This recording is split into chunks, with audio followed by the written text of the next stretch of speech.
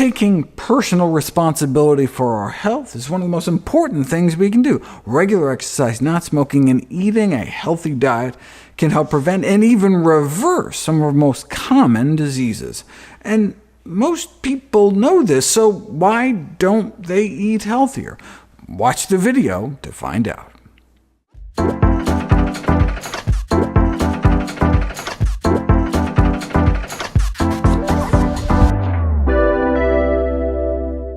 Yes, media messages surrounding nutrition are often inconsistent and confusing, but many Americans know what constitutes a healthy diet. I mean, does anyone really think drinking brown carbonated sugar water is good for them? At issue is that they don't appear to be translating their knowledge into action. There are a number of reasons people have such difficulty changing their dietary behaviors. While ignorance and confusion may play a part, the motivation to change is likely much more important.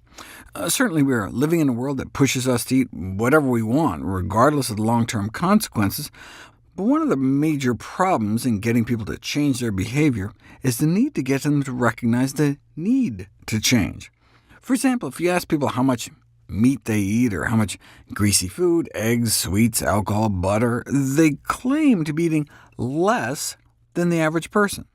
So if people think they're at less risk than others, they may dismiss advice to eat more healthfully, thinking that they already eat healthier. Maybe they are? No. People rated their own eating behavior as healthier on average, even when their actual eating habits were terrible. For this reason, maybe health-promoting campaigns need to make people aware of how badly they're eating. But when you do that, a strange thing happens. If you challenge people with the reality of what the average person actually eats, they change their answer to make themselves appear as though they're still healthier than average.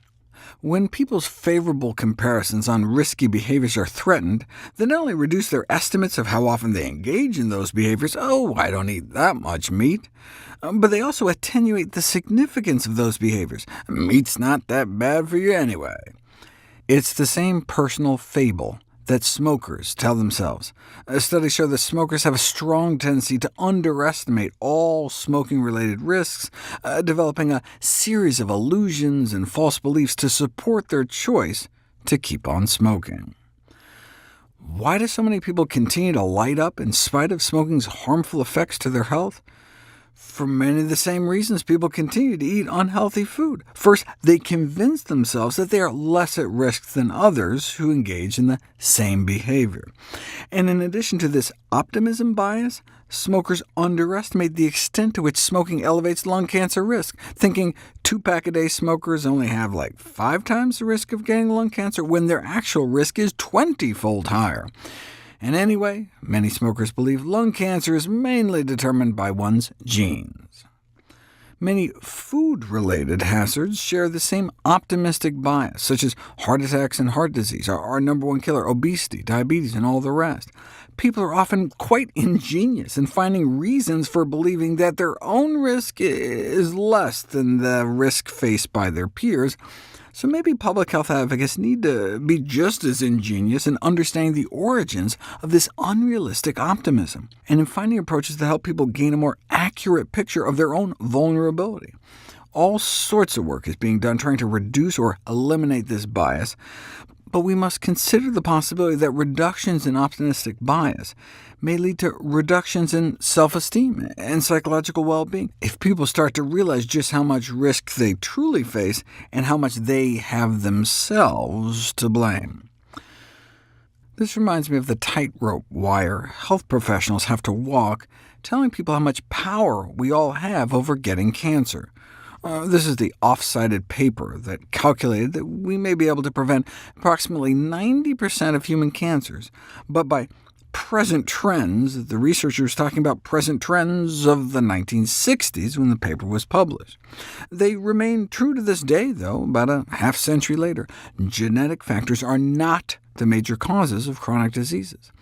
Using identical twins to see how much was really just in your genes, of all the chronic diseases they looked at, cancers had the lowest genetic component. Again, only about 10% attributable to bad genes. What runs in families is bad habits. But when you go out there and tell everyone the good news about how much power we have over not getting cancer, what about the people who already have it? When people are diagnosed with cancer, they often ask, why me? Did I do something wrong? Is this my fault? So you can imagine how the message of, well, yeah, kinda, could be destructive for patients or survivors.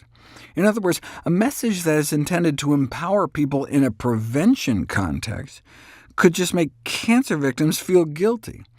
But the truth is still the truth, no matter how difficult it may be. So what we have to do is try to guide patients to switch from feelings of guilt to a responsibility approach. They have personal control. They can make different choices from then on. We need to give them a sense of agency in their life. Better, though, to try to take those steps before you get cancer.